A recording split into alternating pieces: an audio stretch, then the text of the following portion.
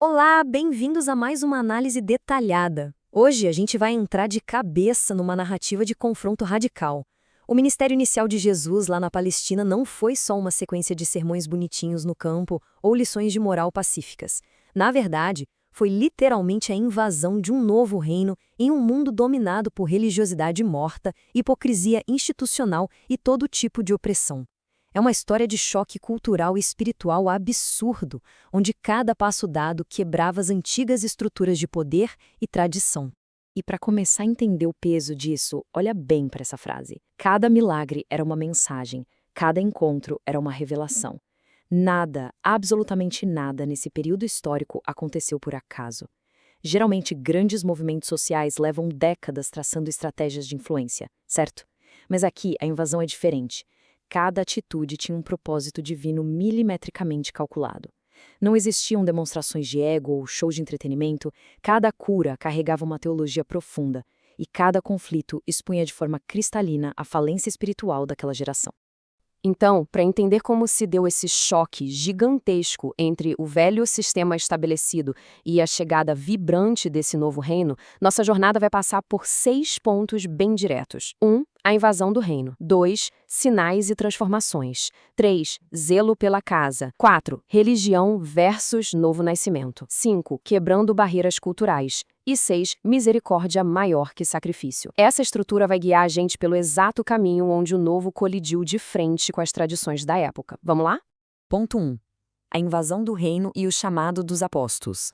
O primeiro grande ato dessa invasão não começou com um mega anúncio em praça pública, mas no mais absoluto silêncio. Antes de escolher o pequeno grupo que ia liderar esse movimento global, houve uma noite inteira dedicada só à oração isolada. Começar um movimento de proporções mundiais se recolhendo para o campo espiritual de forma oculta é algo totalmente contraintuitivo para a lógica de liderança, não é mesmo? Isso já estabelece de cara que a verdadeira autoridade ali não vinha de táticas humanas de poder. E a palavra original em grego, apóstolos, significa justamente enviado, representante ou mensageiro autorizado. A ideia central da invasão não era só juntar uma multidão de curiosos que logo sumiriam, mas formar uma base sólida de expansão. E o método era muito intencional. Primeiro, o chamado pessoal. Depois, um processo longo de discipulado diário e correção de falhas de caráter, para só no final fazer o envio oficial. Basicamente, era a preparação de embaixadores resilientes para adentrar um território bem hostil. Isso ilustra perfeitamente uma grande lição. A lógica humana tradicional diria que um movimento de reforma espiritual tem que começar pela elite religiosa e intelectual de Jerusalém, certo? Pessoas com alta instrução, influência política e status. Mas, em vez disso, a escolha caiu sobre trabalhadores rudes, simples pescadores da Galileia. Pessoas imperfeitas, com vocabulário comum e zero prestígio. O recado aqui é que a disponibilidade genuína de coração e a capacidade de ser moldado valiam infinitamente mais do que um currículo teológico impecável. Avançando para o nosso ponto 2, sinais e transformações e o primeiro milagre em Caná. A cena agora sai da rotina de trabalho e muda para uma grande festa de casamento no interior rural. Na cultura do Oriente Médio Antigo, a hospitalidade era a maior questão de honra de uma família, e o vinho simbolizava a alegria da celebração. Acabar o vinho no meio de uma festa que durava dias não era só um errinho de logística, era uma vergonha pública terrível que arruinaria o nome daquela família para sempre. É exatamente no meio dessa crise iminente que acontece a primeira grande intervenção. Mas prestem atenção nisso. A água usada como base ali não era qualquer água comum. Era a água estocada em grandes talhas de pedra, estritamente reservada para os rigorosos rituais de purificação judaicos. Representava séculos de leis focadas em limpeza cerimonial externa. E ao transformar justamente essa água específica no melhor e mais farto vinho da festa, o recado espiritual passado foi cortante. O antigo sistema exaustivo de rituais engessados estava sendo oficialmente substituído pela abundância, pela alegria contagiante e pela plenitude da graça. E é crucial entender que os milagres dessa trajetória extraordinária não eram shows de exibição para impressionar os céticos. Eles operavam como enormes placas de sinalização, mostrando a restauração de todas as coisas. Acalmar tempestades mostrava autoridade absoluta sobre a criação. Expulsar forças malignas era uma declaração de vitória contra o reino das trevas.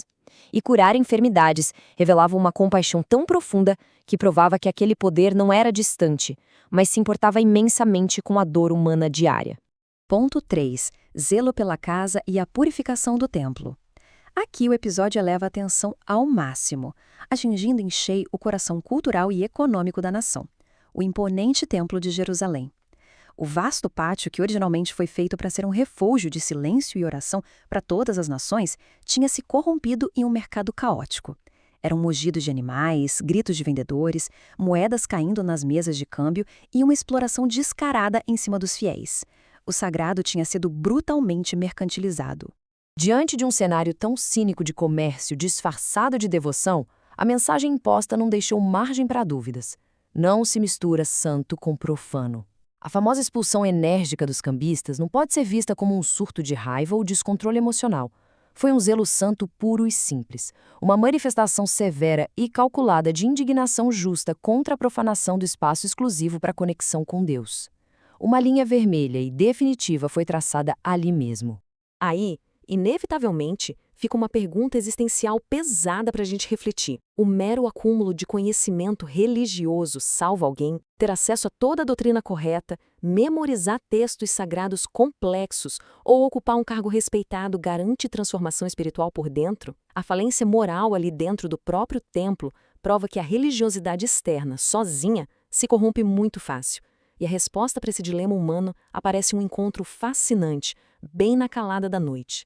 E assim chegamos no ponto 4, religião versus novo nascimento e o encontro com Nicodemos. Esse personagem não era só um frequentador casual, era um dos principais líderes da geração, um mestre da lei blindado por uma reputação moral impecável e um domínio teológico raro. Mas, mesmo com todo esse arsenal intelectual pesado e status social brilhante, ainda faltava a ele o elemento principal. A estrutura visível por fora era linda, mas o alicerce interior continuava completamente carente de vida. É durante esse diálogo tenso na madrugada que entra o famoso conceito do novo nascimento. E fica claro que não é mais uma tentativa exaustiva de melhorar o comportamento ou bater metas morais externas. O buraco é mais embaixo. O novo nascimento é uma regeneração espiritual total, operada de dentro para fora, como uma semente morta que ganha vitalidade. É a transformação irreversível da natureza humana, algo que é literalmente impossível de se conseguir só indo a cerimônias ou conquistando diplomas teológicos. Vamos avançar um pouco e ver como isso ganha proporções gigantescas com o evento seguinte. Olha o contraste. De um lado, a elite intelectual com o Nicodemos precisando desesperadamente nascer de novo para reaprender o básico da espiritualidade. E no outro extremo social absoluto, numa região poeirenta e marginalizada, uma mulher oprimida, com a reputação destruída, precisando de salvação emocional. A força dessa invasão ignorava solenemente qualquer sistema de castas, batendo com a mesma intensidade tanto nos palácios quanto nos poços de água. O que nos leva ao nosso ponto 5, quebrando barreiras culturais, com o episódio da água viva lá em Samaria. Esse diálogo é um choque cultural de explodir mentes para a época. Existia uma inimizade bélica, racial e teológica de séculos entre judeus e samaritanos. Coloca nessa mistura inflamável o baixo status social feminino na cultura do Antigo Oriente, mais o passado controverso daquela mulher. Iniciaram a conversa naquelas condições, estilhaçou preconceitos e rompeu barreiras que pareciam de concreto armado. A jornada que se desenrola naquele calor do meio-dia revela passos super familiares para muitos de nós. Começa com uma busca exaustiva e frustrada para preencher enormes vazios emocionais. A virada de chave acontece quando acabam as ilusões e é oferecida a tão prometida água viva, trazendo paz interior de verdade. E a combinação espetacular disso é que a mesmíssima pessoa que saiu de casa escondida, morrendo de vergonha, se converte em poucos minutos no maior instrumento de salvação de toda a cidade dela. Chegando agora ao nosso último ponto, o 6. Misericórdia maior que sacrifício e a volta à Galileia.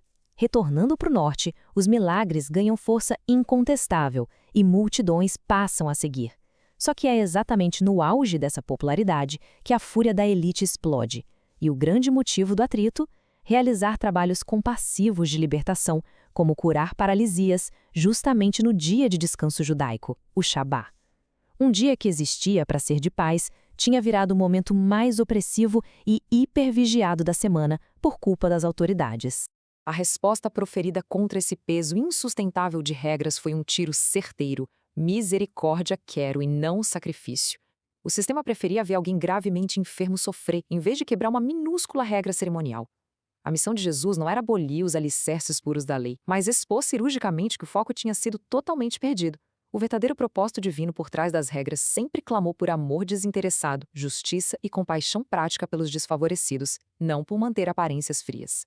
E aí presenciamos um dos paradoxos mais irônicos e assustadores de toda a história antiga. Homens ilustres que gastavam a vida devorando escrituras e decorando minúcias de leis estavam tão endurecidos pelo orgulho que ficaram cegos, lutando contra o divino bem ali na frente deles.